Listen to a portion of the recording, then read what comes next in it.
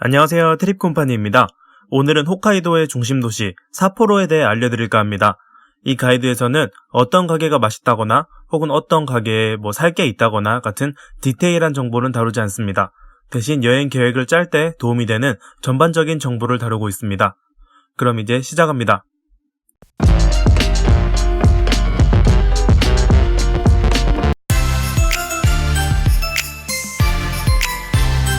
삿포로는 홋카이도의 중심 도시예요. 인구는 약 200만 명 정도로 일본에서 인구가 5번째로 많은 도시입니다. 면적은 1121제곱킬로미터, 서울의 약 2배 정도고요. 하지만 면적의 많은 부분이 산이라 도시 부분은 그렇게 넓진 않아요. 보통 역사가 몇백 년씩 되는 일본의 다른 도시와 다르게 1800년대 중후반부터 개발되기 시작한 새 도시라 구불구불한 구도심은 없고 바둑판 모양으로 깨끗한 예쁜 모습을 가지고 있습니다. 음식으로 미소라멘, 삿포로 맥주, 카이센동, 스시, 스프카레, 징기스칸 등이 유명하니 처음 간다면 종류별로 매번 다른 음식을 먹어보는 걸 추천드려요. 뭐 하나 놓치기 아까울 정도로 맛있으니까요. 삿포로 동남부에 있는 치토세에 홋카이도 최대의 공항 시엔치토세 국제공항이 있습니다. 삿포로역까지의 거리는 약 55km 정도로 광화문에서 인천공항까지의 그것과 비슷해요. 땅이 넓은 홋카이도 특성상 웬만한 도시들에는 다 공항이 하나씩 있지만 그 규모가 전부 작아서 2019년 2월 현재 한국에서 직항으로 갈 수 있는 곳은 여기 시엔치토세 하나입니다. 옛날에는 대한항공에서 하코다테에 취항하기도 했고 지금도 티웨이 항공에서 하코다테 직항편을 계획 중이지만 아직 취항하진 않아요. 공항에서 삿포로역까지는 JR과 버스 두 가지 교통수단을 탑승할 수 있습니다. JR 쾌속 에어포트를 타면 편도 37분이 걸리고 1070엔의 운임에 이용할 수 있고요. 만약에 버스를 탄다면 운임은 1030엔 정도로 조금 더 싸고 1시간이 걸립니다. 하지만 삿포로역을 지나 오도리공원과 스스키노까지 버스를 통해 바로 접근할 수 있다는 게 장점이죠. JR과 버스 둘 다 장단점이 있어요.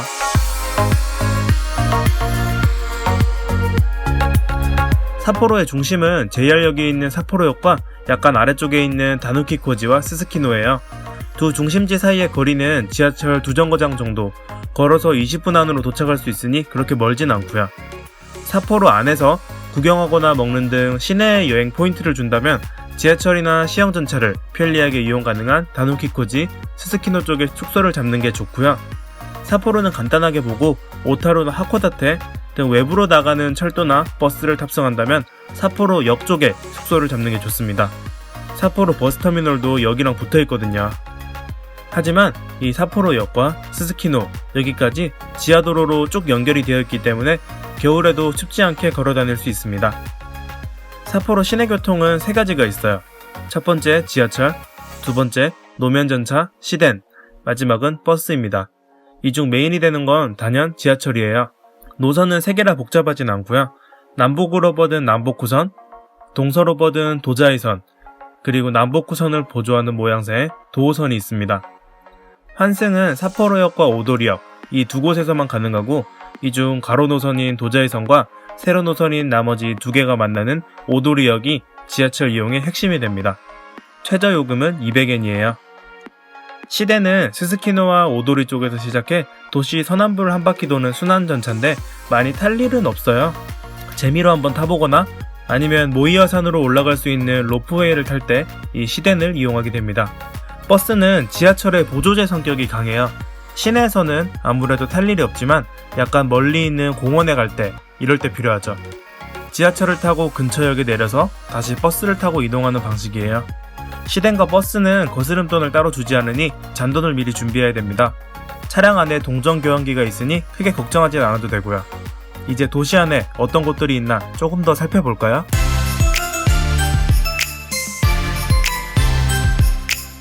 먼저 삿포로역은 신치토세 공항에서 삿포로로 들어오면 제일 먼저 도착하는 곳이에요. JR과 지하철 남북후선, 도호선이 지나가며 버스 터미널도 여기 있죠. 삿포로뿐만 아니라 홋카이도 교통의 중심이니만큼 유동인구가 굉장히 많습니다. 역 근처에 이런저런 비즈니스 호텔들이 있고요. 여느 일본 기차역이 그렇듯 대형 쇼핑몰, 백화점이 몇 개 있습니다. 역에 붙어있는 JR타워에는 T38이란 전망대가 있는데 그냥 38층에 있어서 이름이 T38이에요. 높이는 한 150m 정도로 그렇게 높진 않아요. 오사카 우메다 스카이 빌딩보다 조금 낮은 정도? 하지만 홋카이도 안에서는 최고로 높은 건물입니다. 입장료는 720엔이에요.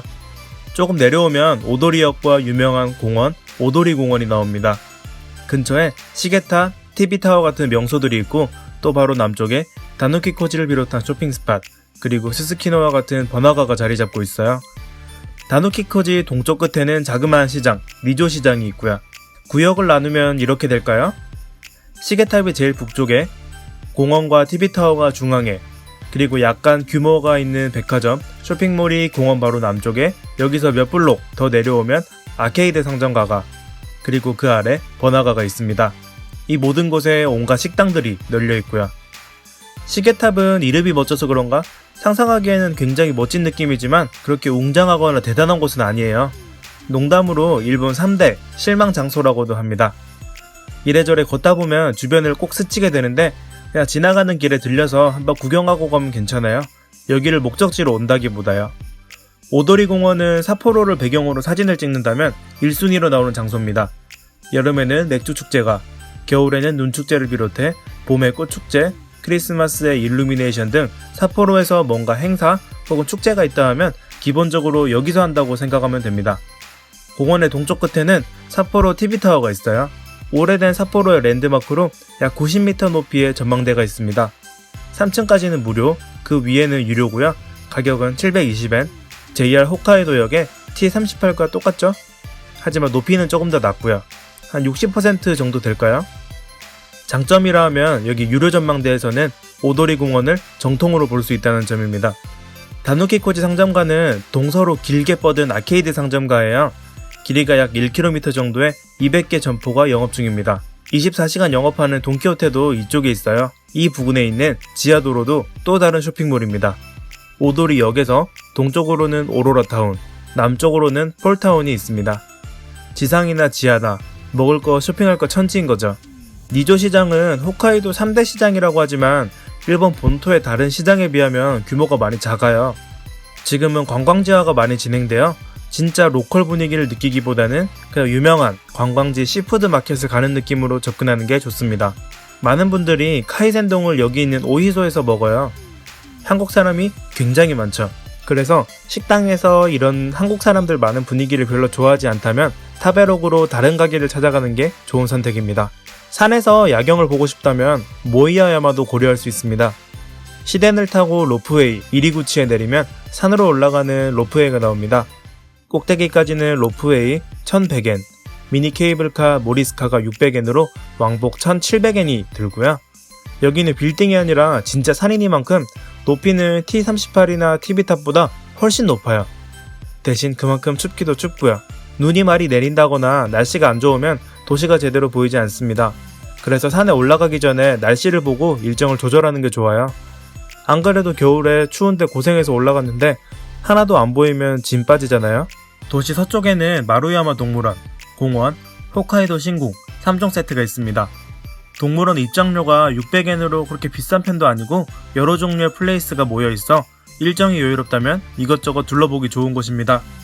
도자에선 마루야마 코엔역에서 접근할 수 있습니다. 유명한 삿포로 맥주박물관은 약간 동쪽에 있어요. 지하철을 타면 내려서 어느 정도 걸어야 하기 때문에 여기 갈 때는 버스를 이용하는 게 좋습니다. 88번 버스를 타면 박물관 바로 앞에 떨어지니 아주 편하죠. 오도리 공원이나 삿포로역 어느 쪽에서나 탑승할 수 있고요. 이 외에도 히츠지가오카 전망대나 모에레누마 공원 혹은 홋카이도 개척촌 같이 여러 관광지가 더 있고 공원도 되게 많아요. 하지만 삿포로에만 시간을 배정하는 경우는 잘 없으니 이렇게 멀리까지 나가는 경우는 아마 많지 않을 거예요. 스스키노와 오도리 쪽, 이 시내를 베이스로 한두 군데 정도 구경하면 아마 일정이 적당할 거예요. 홋카이도 시내 교통 패스는 세 종류가 있습니다. 첫 번째, 삿포로 시형 지하철 1일 승차권은 830엔입니다. 조금 비싸죠? 노선도 3개밖에 없는데요. 두 번째는 도니치카 기프. 이건 삿포로 1일 승차권과 똑같지만 토, 일요일, 그리고 공휴일, 연말 연시에만 발매되는 패스예요. 가격이 520엔으로 조금 더 저렴하죠. 마지막은 시형 전차를 하루 동안 탑승할 수 있는 도산코 패스입니다. 역시 토요일, 일요일, 공휴일과 연말 연시에만 발매되며 하루 360엔입니다. 지하철 패스는 지하철역 발매기에서, 시형전차, 도산코 패스는 노면전차 안에서 구입할 수 있습니다. 주말에 교통비가 많이 저렴해지니 선택할 수 있다면 평일을 다른 지방에, 주말을 삿포로 시내에 배정한다면 조금 더 비용을 아낄 수가 있겠죠?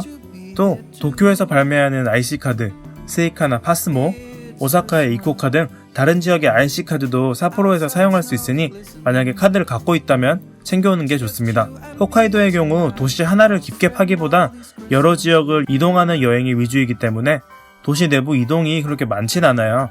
그래서 평일에 삿포로를 구경할 때 830엔으로 패스가 비싼 평일의 경우 개별 티켓 구매가 효율적인 경우도 많으니까요. 시덴의 경우 주말에 2번만 타면 본전이니 모이야마 전망대에 간다면 패스를 무조건 사는 게 이득이고요. 오늘의 가이드는 여기까지입니다. 다음 홋카이도 가이드는 운하의 도시 오타루와 온천마을 노보리 베치입니다. 도움이 되셨다면 좋아요, 구독 눌러주세요. 댓글은 가이드 제작에 큰 도움이 됩니다. 여기까지 트립 컴퍼니 삿포로 여행 가이드입니다. 감사합니다. 즐거운 삿포로 되세요.